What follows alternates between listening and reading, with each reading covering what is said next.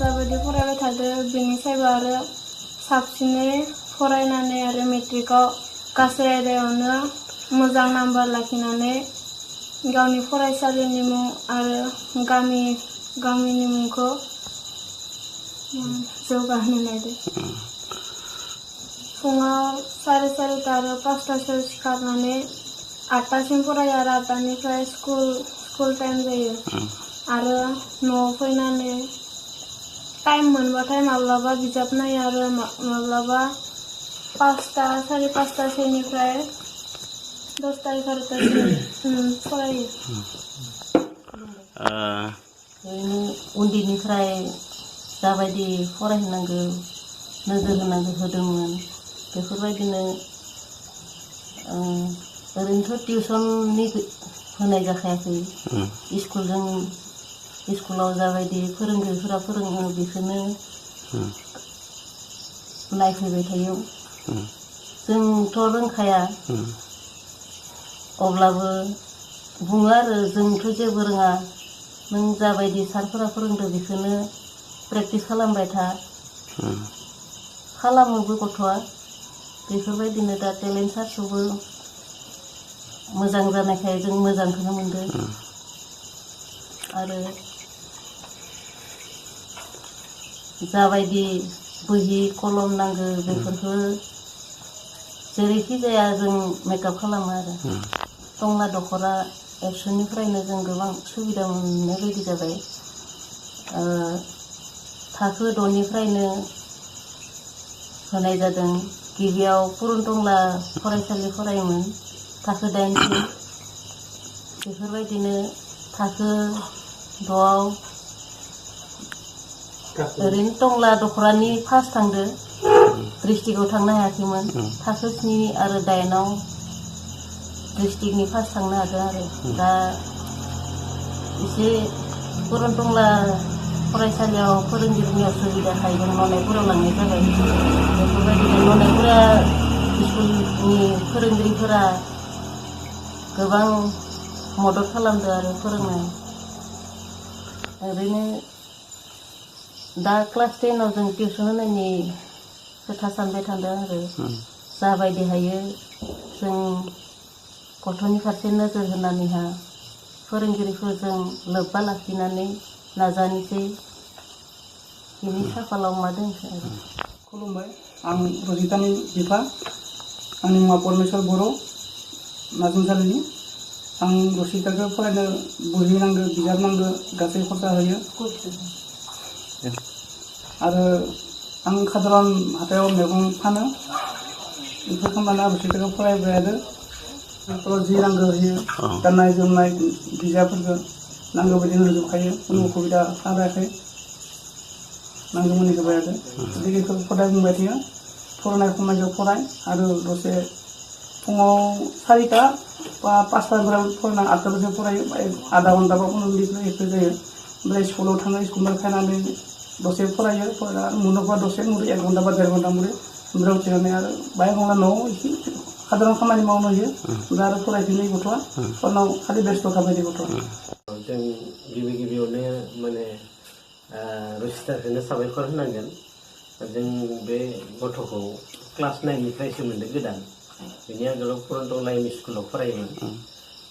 आं सानो जे रजिताया माने जिथुनिखि प्राइमारि लेभेलनिफ्रायनो बेहा मोनसे फरायनायनि एक्सट्रा अर्डिनारि दङ आरो माने गड गिफ्टेड होननाय बायदि रजिताया बेखौ बिमा बिफाया जास्ट गाइडल' होयो आरो बे फरायनायनि डिउटि टटेल गावनो मावो।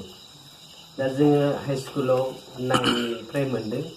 दा जिमानखिनि जों दा क्लास खालामबाय थादों माने बे एकदम माने थाबनो केट्स खालामनो हायो आरो दा जोंनि जिथुनो फरायहोयोबा बबे कुइसना माने फैथावना बे बुस्थुखौ जों बाहाय इंगित होबानो बेयो माने बहियाव लिरनानै उनखालिनो मुखस्थ'आ गैया जायो आरो दा गतिके जोङो बेखौ बारा इमान माने माबा खालामनो गोनाङानो जायाखै।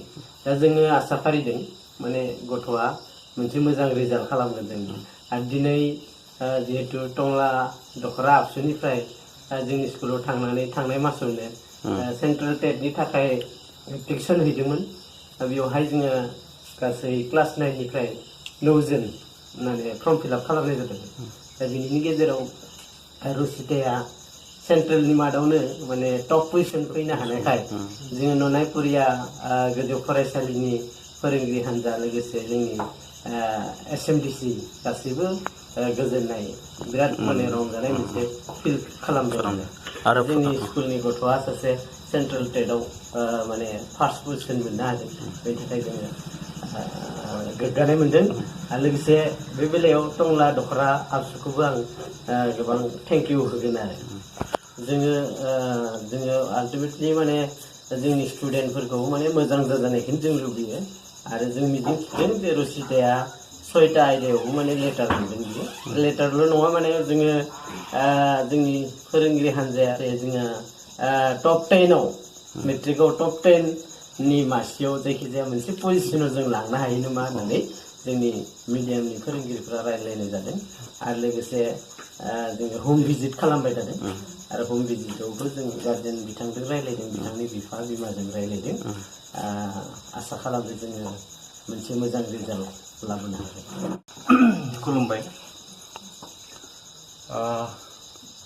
बिनानाव रिसिता बर'नि बाथ्राया दिनै गोदान बाथ्रा नङा बिनानाव रिसिताया जेब्लानोखि क्लास 6निफ्राय डिस्ट्रिक्ट लेभेलनि टेलेन्ट सार्चआव एटेम्प्ट खालामदों बिथाङा बै समनिफ्रायनो इमि सेक्सननि जे डिस्ट्रिक्ट लेभेलनि टेलेन्ट सार्च बेहाय पजिसन लाबोबाय थादों बिनि मोनसे एखुथा जारिमिन दङ आरो बेजों लोगोसे देग्लाय बिथाङा क्लास 9 जाबाय सेन्ट्रेलनि बे टेलेन्ट सार्चआव फार्स्ट टाइम होदों आरो बे फार्स्ट टाइम एटेम्प्ट खालामनायाव बिथाङा क्लास 9नि फार्स्ट पजिसनखौ मोननो हादों आरो बेखौ जोङो खोनानानै टंला दखरा एबसु हिसाबै गमामायैनो जोङो जोबोद गोजोननाय मोन्दों आरो बिनानाव रिसितानि खाथियाव जोङो दिनै जों फैदों खबर लानो होननानै जों फैदों आरो बिमा बिफाफोरजों जोङो बिथांनि न'आव जोङो दिनै सावरायफैदों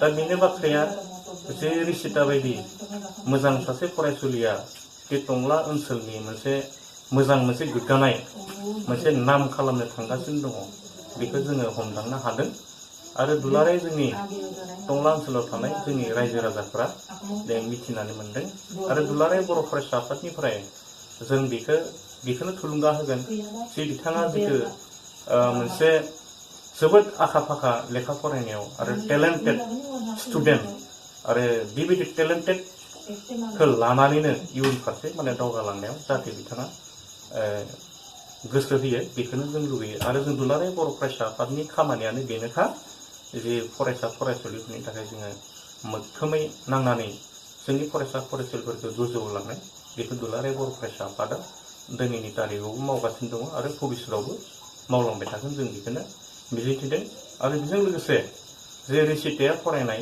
जि फरायसालि ननायपुरिया हाइ स्कुल बे फरायसालिनि सिबिजाथाव फोरोंगिरि बिथांमोनखौ जोङो टंला दखरा एबसुनिफ्राय साबायखर बावो मानो होनना बुङोब्ला बावैसो साननि सिगां जोंनि दखरा आफादनि मावथिफ्रा बे स्कुलाव थांनानै टेलेन्ट सार्च एग्जामनि थाखाय जि फर्म फिलआप खालामनो थाखाय खावलायहैदोंमोन बे लेखायै फोरोंगिरिफ्रा गोसो गुदुङै थुलुंगाखां होनानै रिसितामोन बायदि फरायसाफोरखौ माने बे आनजादाव माने लिरहोदोंमोन आरो बिनि थाखायनो बिथांमोननिसिम जोङो साबायखर जासियो आरो भबिष्यतावबो बे स्कुलनि फोरोंगिरिफ्रा फरायसाफोरखौ दावगानायाव मदद खालामो बेखिनिखौनो जों लुबैदों